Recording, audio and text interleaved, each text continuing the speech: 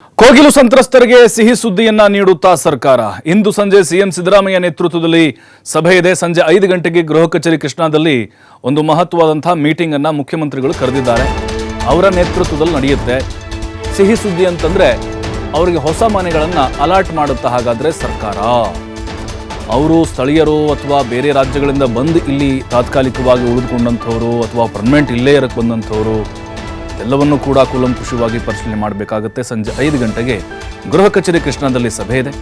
ಸಂಬಂಧಪಟ್ಟಂಥ ಸಚಿವರ ಅಧಿಕಾರಿಗಳ ಜೊತೆ ಮಾತುಕತೆಯಾಗುತ್ತೆ. ಸಂತ್ರಸ್ತರಿಗೆ ಪುನರ್ವಸತಿ ಕಲ್ಪಿಸುವ ಬಗ್ಗೆ ನಿರ್ಧಾರ ತೆಗೆದುಕೊಳ್ಳುವ ಸಾಧ್ಯತೆ ಇದೆ. ರಾಜೀವ್ ವಸತಿ ಯೋಜನೆಯಡಿ ಸಂತ್ರಸ್ತರಿಗೆ ಮನೆ ಮಂಜೂರಾಗುತ್ತಾ? ಮಾನವೀಯತೆಯ ಆಧಾರದಲ್ಲಿ ಮನೆ ಮಂಜೂರು ಮಾಡಿಕೊಡುವಂಥ ಸಾಧ್ಯತೆಗಳಿದ್ದಾವೆ. ಈಗಾಗಲೇ ಸ್ಥಳದಲ್ಲಿ ಅಧಿಕಾರಿಗಳು ಸರ್ವೆ ಕಾರ್ಯವನ್ನು ಮಾಡ್ತಾ ಇದ್ದಾರೆ. ಕಳೆದ 10 ದಿನಗಳಿಂದ ಅಲ್ಲಿ ಬೀದಿಗೆ ಬಂದಿದ್ದಾರೆ. ನಿರಾಶ್ರಿತರಾಗಿದ್ದಾರೆ. ಅವರು ಪರದಾಡ್ತಾ ಇದ್ದಾರೆ. ತಮ್ಮ ಮನೆಗಳನ್ನೆಲ್ಲ ಕಳ್ಕೊಂಡಿದ್ದಾರೆ. ಪಾಪ ಮಕ್ಕಳು ಸ್ಕೂಲ್ ಹೇಗಾಗಬಾರ್ದು. ಮತ್ತು ವಯಸ್ಸಾದಂಥವ್ರು ಕೂಡ ಇದ್ದಾರೆ. ವಿಕಲಚೇತನರಿದ್ದಾರೆ.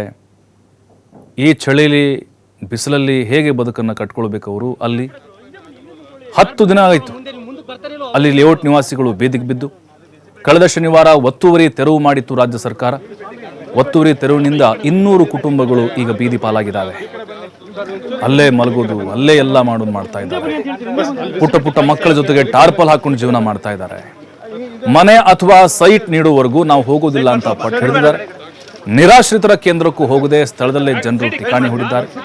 ರಾಜ್ಯ ಸರ್ಕಾರ ನಮ್ಮ ಸಮಸ್ಯೆಗಳನ್ನು ಬಗೆಹರಿಸಬೇಕು ಅಂತ ಆಗ್ರಹಿಸಿದ್ದಾರೆ. ಏನಿದು ನೆಲಸಮ ರಾಜಕೀಯ? ಯಲಹಂಕದ ಕೋಗಿಲು ಲೇಔಟ್ನಲ್ಲಿ ಅಕ್ರಮ ಮನೆಗಳನ್ನು ತೆರವು ಮಾಡಿದ್ದಾರೆ. ಕಸ ವಿಲೇವಾರಿ ಘಟಕದ ಜಾಗವನ್ನು ಒತ್ತುವರಿ ಮಾಡಿ ಮನೆ ನಿರ್ಮಾಣ ಮಾಡಲಾಗಿತ್ತು. ಒತ್ತುವರಿ ಹಿನ್ನೆಲೆ ಮನೆಗಳ ನೆಲಸಮ ಮಾಡಿದ ಅಧಿಕಾರಿಗಳು. ನಿರಾಶ್ರಿತರ ಪ್ರತಿಭಟನೆ ಬೆನ್ನಲ್ಲೇ ಕೇರಳ ಸಿಎಂ ಟ್ವೀಟ್ ಮಾಡ್ತಾರೆ. ಕಾಂಗ್ರೆಸ್ ಸರ್ಕಾರದಿಂದ ಬುಲ್ಡೋಜರ್ ನ್ಯಾಯ ಅಂತ ಹೇಳಿದ್ರು, ಟೀಕೆ ಮಾಡಿದ್ರು ಅವರು.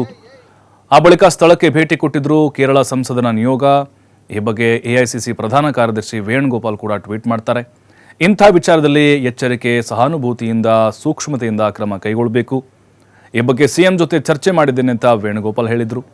ನಿನ್ನೆ ಸ್ಥಳಕ್ಕೆ ಭೇಟಿ ಕೊಟ್ಟಿದ್ದರು ಸಿಎಂ ಇಬ್ರಾಹಿಂ, ಸಚಿವ ಜಮೀರ್ ಅಹಮದ್.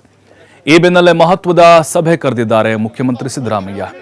ಹಾಗಾದರೆ ಪುನರ್ವಸತಿಗೆ ವಿರೋಧ ಎದುರಾಗುತ್ತಾ? ಇಂದಿನ ಸಭೆಯಲ್ಲಿ ಮನೆ ನೀಡುವ ಘೋಷಣೆ ಮಾಡೋ ಸಾಧ್ಯತೆಗಳಿದ್ದಾವೆ. ನಿರಾಶ್ರಿತರಿಗೆ 185 ಮನೆಗಳನ್ನು ನೀಡೋಕೆ ಸರ್ಕಾರ ಪ್ಲಾನ್ ಮಾಡಿಕೊಂಡಿದೆ. ಬೈಯಪ್ಪನಹಳ್ಳಿಯಲ್ಲಿ ಇವ್ರಿಗೆ ಮನೆಗಳನ್ನು ಕೊಡುವಂಥ ಚಾನ್ಸಸ್ಗಳಿದ್ದಾವೆ. ರಾಜೀವ್ ಗಾಂಧಿ ವಸತಿ ನಿಗಮ ಯೋಜನೆಯಡಿ ಎಲ್ಲ ಪ್ಲಾನ್ಗಳು ನಡೀತಾ ಇದೆ ಮನೆ ಕೊಡಲಿಕ್ಕೆ. ಆದರೆ ವಸತಿ ನಿಗಮ ಯೋಜನೆಯಡಿ ನೀಡಲು ಸಿಎಂ ಅಸಮಾಧಾನ ಹೊರಹಾಕ್ತಿದ್ದಾರಂತೆ. ಹೀಗಾಗಿ ಕೋಗಿಲು ಲೇಔಟ್ ಪಕ್ಕದ ಖಾಲಿ ಮೈದಾನ ನೀಡುವಂಥ ಸಾಧ್ಯತೆಗಳಿದ್ದಾವೆ. ಇನ್ನು ಕೋಗಿಲು ನಿವಾಸಿಗಳಿಗೆ ನಿವೇಶನ ನೀಡಿದರೆ ಸುಮ್ಮನಾಗ್ತಾರೆ. ಹಾಗಾದ್ರೆ ಉಳಿದವರು, ನಾವು ಕೂಡ ಭಾಳ ವರ್ಷಗಳಿಂದ ಇಲ್ಲೇ ಇದ್ದೀವಿ, ಸರ್ಕಾರ ಜಾಗದಲ್ಲಿ ಶೆಡ್ ಹಾಕ್ಕೊಂಡಿದ್ದೀವಿ, ನಮಗೂ ಮನೆ ಕೊಡಿ ಅಂತ ಬಂದರೆ ಏನಾಗುತ್ತೆ ಹಾಗಾದ್ರೆ ಪರಿಸ್ಥಿತಿ? ಬೆಂಗಳೂರಿನಲ್ಲಿ ಹಲವೆಡೆ ಇಂಥ ಜಾಗಗಳು ಒತ್ತುವರಿಯಾಗಿದ್ದಾವೆ. GBA ಅಥವಾ BDA. ಕೋಗಿಲು ಲೇಔಟ್ನವ್ರಿಗೆ ಏನಾದರೂ ಮನೆ ಕೊಟ್ಟರೆ ಉಳಿದವರು ಸಿಡಿದು ಹೇಳುವಂಥ ಸಾಧ್ಯತೆಗಳಿದ್ದಾವೆ. ಕೋಗಿಲು ಕ್ರಾಸ್ ಬಳಿ ಒತ್ತುವರಿ ತೆರವು ವಿಚಾರ. ಸ್ಥಳಕ್ಕೆ ಮಾನವ ಹಕ್ಕುಗಳ ಆಯೋಗದ ಅಧ್ಯಕ್ಷ ಶ್ಯಾಮ್ ಭಟ್ ಕೂಡ ಭೇಟಿಯನ್ನು ಕೊಟ್ಟಿದ್ರು. RTI ಕಾರ್ಯಕರ್ತ ದೂರನ್ನು ಆಧರಿಸಿ ಭೇಟಿಯನ್ನು ಕೊಟ್ಟರು. GBA ಅಧಿಕಾರಿಗಳ ವಿರುದ್ಧ ದೂರನ್ನು ನೀಡಿದ್ದಾರೆ RTI ಕಾರ್ಯಕರ್ತ. ಇನ್ನು ಡೆಮಾಲಿಷನ್ ಜಾಗದಲ್ಲಿ ವಸ್ತುಸ್ಥಿತಿ ಪರಿಶೀಲನೆ ಮಾಡಿದ್ದಾರೆ. ಇನ್ನು ತಾತ್ಕಾಲಿಕವಾದಂತಹ ಸೂರು ಕಲ್ಪಿಸಿಕೊಡದೆ ಡೆಮಾಲಿಷ್ ಮಾಡಿದ್ದಾರೆ. ತಾತ್ಕಾಲಿಕ ಶಿಫಾರಸು ಮಾಡ್ತೇವೆ, ಮಾನವ ಹಕ್ಕುಗಳ ಉಲ್ಲಂಘನೆ ಆಗಿರುವ ರೀತಿ ಕಾಣ್ತಾ ಇದೆ, ತನಿಖಾ ವರದಿ ಬಂದ ಬಳಿಕ ಕ್ರಮವನ್ನು ಕೈಗೊಳ್ತೇವೆ. GBA ಅಧಿಕಾರಿಗಳಿಗೆ ನೋಟಿಸ್ ಕೊಡಲಾಗಿದೆ. 7 ದಿನಗಳ ಒಳಗೆ ವರದಿ ನೀಡುವಂತೆ ಸೂಚನೆ ಕೊಡಲಾಗಿದೆ.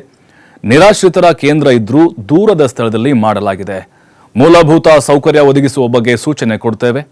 ಸ್ಥಳ ಪರಿಶೀಲನೆ ಬಳಿಕ ಆಯೋಗದ ಅಧ್ಯಕ್ಷ ಶ್ಯಾಮ್ ಭಟ್ ಹೇಳಿಕೆಯನ್ನು ಕೊಟ್ಟಿದ್ದಾರೆ. ಇವರಲ್ಲಿ ಕೂಡ ಏನ್ ರೆಕಾರ್ಡ್ಸ್ ಇದೆ ಅಂತ ಹೇಳುವುದನ್ನು ನಾವು ನೋಡಿಕೊಳ್ಬೇಕಾಗ್ತದೆ. ಯಾಕಂದ್ರೆ ಸರ್ಕಾರದ ಜಾಗ ಹೌದಾಗಿದ್ರೆ ಸರ್ಕಾರ ನೋಟಿಸ್ ಕೊಟ್ಟಿದೆಯಾ ಅಥವಾ ಇವರಿಗೆ ಸರಿಯಾದ ಪ್ರಾಪರ್ ಆಗಿ ಇವರಿಗೆ ಸ್ಯಾಂಕ್ಷನ್ ಆರ್ಡರ್ ಇದೆಯಾ, ಅಂದ್ರೆ 94C ಯಲ್ಲಿ ಆರ್ಡರ್ ಆಗಿದೆ ಅಂತ ಹೇಳ್ತಾರೆ, ಅದು ಹೌದಾ ಅಲ್ವಾ ಅಂತ ವೆರಿಫೈ ಮಾಡ್ಬೇಕಾಗ್ತದೆ. ಅದನ್ನ ನೋಡ್ಬೇಕು ಸರ್, ರೆಕಾರ್ಡ್ ನೋಡಿ ನಾವು ತೀರ್ಮಾನ ತಗೊಳ್ಳಿ. ಅಲ್ಲ, ನೋಟಿಸ್ ಆಲ್ರೆಡಿ ಈಗ ನಮ್ಮಲ್ಲಿ ಕೇಸ್ ರಿಜಿಸ್ಟರ್ ಮಾಡಿದ್ದೇವೆ ನಾವು. ಒಂದು ಸೋಮೋಟೋ ಕೇಸ್ ಅಂದ್ರೆ ಸ್ವಯಂ ಪ್ರೇರಿತ ದೂರು ದಾಖಲು ಮಾಡಿದ್ದೇವೆ ಪೇಪರ್ ನಲ್ಲಿ ಬಂದ ರಿಪೋರ್ಟ್ಸ್ ನ ಮೇಲೆ.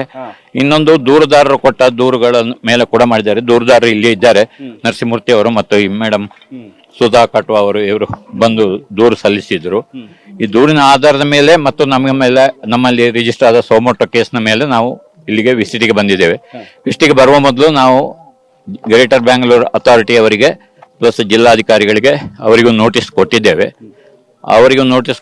ಮತ್ತೆ ನಮ್ಮ ಇನ್ವೆಸ್ಟಿಗೇಷನ್ ಟೀಮಿನವರಿಗೆ ಕೂಡ ADGP ಅವರಿಗೆ ಕೂಡ ಇಲ್ಲಿ ಒಂದು ಇನ್ವೆಸ್ಟಿಗೇಷನ್ ಮಾಡಿ ರಿಪೋರ್ಟ್ ಕೊಡ್ಲಿಕ್ಕೆ ಹೇಳಿದ್ದೇವೆ. ಪ್ಲಸ್ ಇವರಲ್ಲಿ ಕೂಡ ಏನ್ ರೆಕಾರ್ಡ್ಸ್ ಇದೆ ಅಂತ ಹೇಳುವುದನ್ನು ನಾವು ನೋಡಿಕೊಳ್ಬೇಕಾಗ್ತದೆ. ಯಾಕಂದ್ರೆ ಸರ್ಕಾರದ ಜಾಗ ಹೌದಾಗಿದ್ರೆ ಸರ್ಕಾರ ನೋಟಿಸ್ ಕೊಟ್ಟಿದೆಯಾ ಅಥವಾ ಇವರಿಗೆ ಸರಿಯಾದ ಪ್ರಾಪರ್ ಆಗಿ ಇವರಿಗೆ ಸ್ಯಾಂಕ್ಷನ್ ಆರ್ಡರ್ ಇದೆಯಾ, ಅಂದ್ರೆ 94C ಅಲ್ಲಿ ಆರ್ಡರ್ ಆಗಿದೆ ಅಂತ ಹೇಳ್ತಾರೆ, ಅದು ಹೌದಾ ಅಲ್ವಾ ಅಂತ ವೆರಿಫೈ ಮಾಡ್ಬೇಕಾಗ್ತದೆ. ಅದನ್ನು ನೋಡ್ಬೇಕು ಸರ್, ರೆಕಾರ್ಡ್ ನೋಡಿ ನಾವು ತೀರ್ಮಾನ ತಗೊಳ್ತೀವಿ. ಅಲ್ಲ, ನೋಟಿಸ್ ಆಲ್ರೆಡಿ ಈಗ ನಮ್ಮಲ್ಲಿ ಕೇಸ್ ರಿಜಿಸ್ಟರ್ ಮಾಡಿದ್ದೇವೆ ನಾವು.